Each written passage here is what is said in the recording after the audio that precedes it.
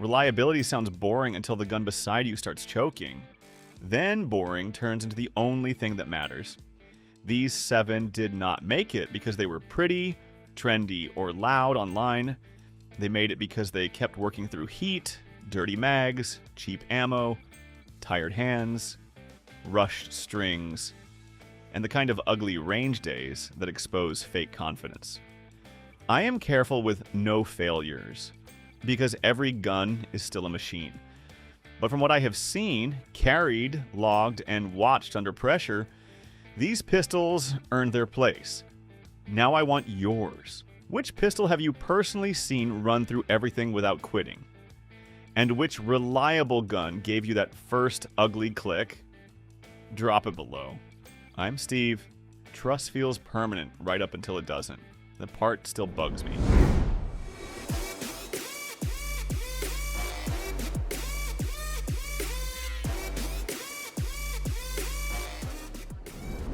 Nobody treats the CZ P10C like royalty. And that is the whole damn point. It gets tossed in the bag under ear pro and gets loaned to the guy who forgot his pistol. It gets handled by new shooters riding the slide with both thumbs, limp wristing strings, slapping reloads like they are mad at the floor. Nobody wipes it down with a diaper. Nobody checks it every 5 minutes like some fragile little race gun. That was the lane where I finally started respecting it. The P10C sat there half cleaned, carbon packed around the muzzle, rails looking dry enough to squeak. I expected something ugly. Not because CZ makes junk, but because plain guns always get tested harder than fancy ones. People abuse what they do not admire. A couple pistols on that line started acting precious. One needed a tap. Another had an owner digging around for oil, like he was treating a medical emergency. The CZ just kept barking. Different shooters, bad grips, sloppy reloads, no ceremony. That is extreme reliability in its least sexy form. And yeah, the P10C still feels plain. Good trigger, good grip, zero drama. It does not make you feel like you cracked some secret code. Nobody bragged about it because nobody had to. I kept waiting for it to embarrass the room. It just kept refusing. A few months ago, outside San Marcos, the Beretta PX4 Storm made me look like an idiot. I brought it to a dirty outdoor range day, mostly out of curiosity, not confidence. The PX4 always looked like something people were supposed to outgrow. Chunky slide, strange rotating barrel, old Beretta weirdness from a time when pistols still looked like they came with a phone book. Then the light rain settled in and refused to leave. Not a storm. Worse. That greasy, wet film that gets on the bench, your hands, your holster, everything. The magazines had been living in a range bag for weeks, and 2 newer striker guns sat beside the PX4 like they were the grown-up choices. By afternoon, both started acting cute. One got sticky going into battery. The other started short stroking once dirt and moisture built up. That was the cutoff. The pistols that needed explanations were done. The PX4 had no explanation because it had no failure. It just kept firing. Fed, locked, reset. Again and again, while that goofy rotating barrel system started looking less like a gimmick and more like a grudge. It is chunky. Yeah, it still looks weird as hell. It will not impress anybody trying to build a personality around a pistol. But the PX4 made me feel stupid for thinking modern mattered more than a gun that would not give me one damn failure. And the next one carried proof from a much heavier world. Honestly, I used to think the P226 was surviving mostly on reputation. Not bad reputation, just old reputation. The kind guys talk about with their arms crossed, like the gun already won every argument before you walked in the room. Then early this year, a buddy handed me one from the back of his safe. No optic, no fancy cut. Finish worn, smooth, and spots. Felt heavy before I even loaded it. And I remember thinking, yeah, This is exactly why everybody moved on. Then the day got long, not fun long, serious long. The kind of session where nobody is smiling at gear anymore, nobody is showing off, and every pistol starts feeling like a decision you have to keep defending. The P226 didn't feel fast, it didn't feel modern, it didn't even feel convenient. It just kept acting like the room owed it respect. That old metal frame soaked up the ugly part of the day. The repeated handling, the pressure, the little mistakes that creep in when people stop being fresh. And the more boring it got, the more dangerous the point became. Because boring, in that moment, meant trustworthy. Fairly, it is heavy enough to remind you exactly why modern pistols took over.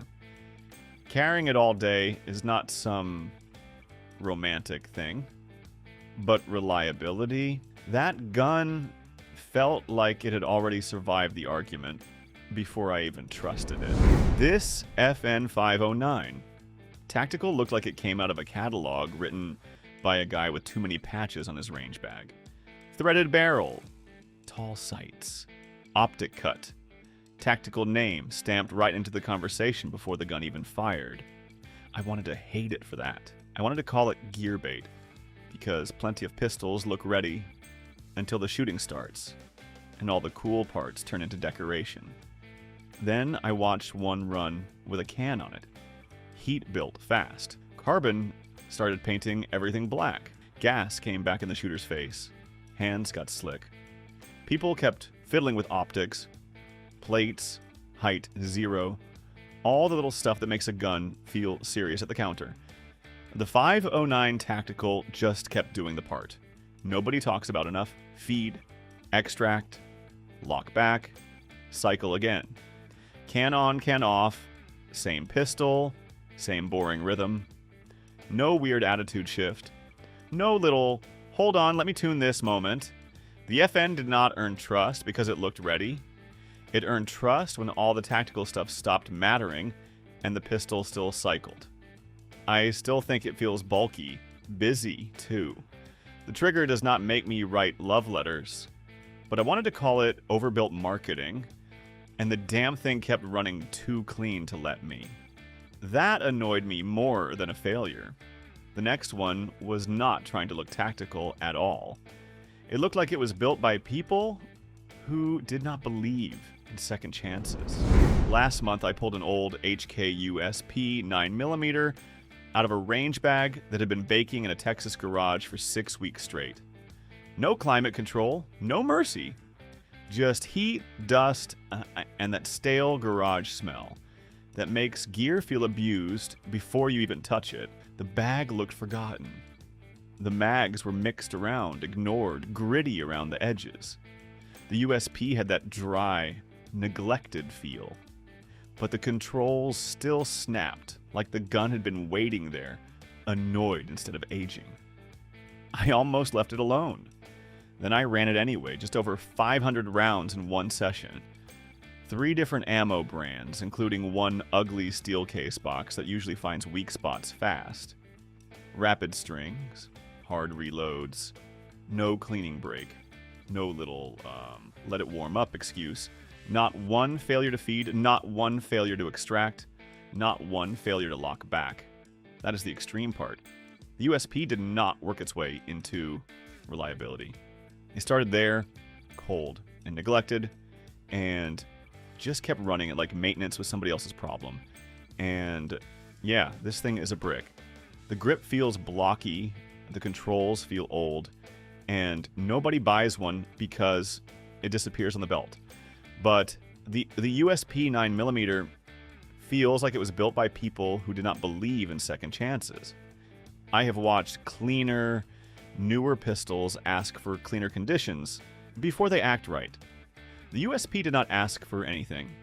It just reminded me some guns were built like failure was considered a personal insult. Day after Christmas, cold bench, range mostly empty, couple office just burning the last of it off. No talking, just brass and that slow fade after a long shift.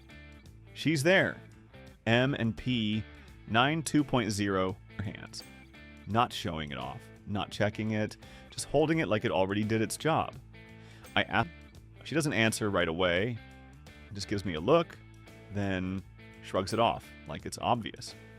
Mentions long nights, bad calls, rain, sweat, training days where nobody cared what looked cool anymore. Says the same thing every time. It worked, it stayed boring, and it never asked for attention. Every damn night. And that's the whole point. Some guns need to prove themselves. This one doesn't. It's already been there too many times to explain. It doesn't stand out, doesn't try to impress you. It just keeps doing the same thing, over and over, until there's nothing left to question. You don't argue with it, you don't rotate it out, you just keep carrying it. It's not perfect, nothing is, but this is the one that survives everything else. And what comes at the end, that one doesn't quietly earn trust. It takes it the second you touch it. Use. I tried to keep the Glock 17 Gen 5 off the top spot. I really did. Not because it failed me. That part never happened. I wanted it lower because it felt lazy, predictable, almost embarrassing. Like, putting a Glock 17 at number 1 meant I got tired and let the internet write the ending for me.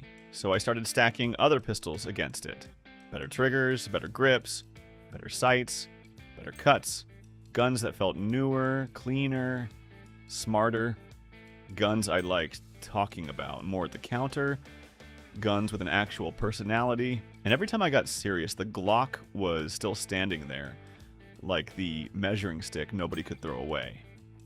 I have seen these things borrowed, rented, carried, passed around, dropped into classes, ignored in bags, cleaned late, and shot by people who barely respected them. The expectation never changed. You do not wait for a Glock 17 Gen 5 to prove it runs. You wait for the one weird day it finally does not. That is a different level of trust, and it annoys me. The flaws are real. The grip angle still starts fights. The factory sights feel like an apology. The trigger is not special. The fan base makes people want to hate the gun before they even pick it up. But reliability does not care about personality. The Glock 17 Gen 5 is not number 1 because it surprises anyone. It is number 1 because the surprise is seeing it quit. I'm tired of fighting the obvious. Reliability sounds boring until the gun beside you starts choking. Then boring turns into the only thing that matters. These 7 did not make it because they were pretty, trendy, or loud online. They made it because they kept working through heat, dirty mags, cheap ammo, tired hands, rushed strings, and the kind of ugly range days that expose fake confidence. I am careful with no failures, because every gun is still a machine. But from what I have seen, carried, logged, and watched under pressure, these pistols earned their place. Now I want yours. Which pistol have you personally seen run through everything without quitting? And which reliable gun gave you that first ugly click? Drop it below. I'm Steve. Trust feels permanent right up until it doesn't. The part still bugs me.